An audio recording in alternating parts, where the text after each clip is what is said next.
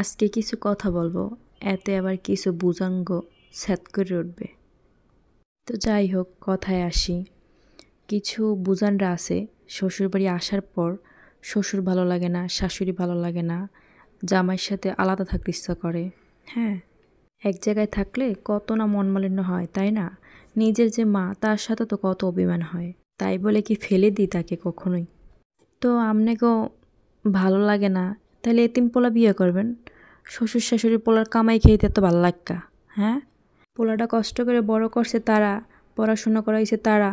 হ্যাঁ, এখন শ্বশুর শাশুড়ি ভালো লাগে না, এখন এই ছেলেটা কী করবে? সেও তো একটা বিপদে আছে, তাই না?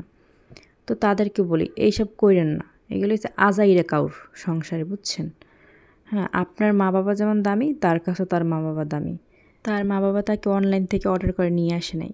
শ্বশুর শাশুড়ি ভালো লাগে না, তার ছেলের কামাই খেতে ভালো লাগে, তাই না? কেউ বলবে একজন শাশুড়ি চরম লেভেলের খারাপ হয়, তো হতে পারে। তবে একজন মা যে চরম লেভেলের খারাপ হয়, এ বিষয়ে আমার ধারণা নেই। আমার কথাগুলো শুধু সেই বুজানদের জন্য যারা ঘরে বসে আজাইরা কাউর করেন।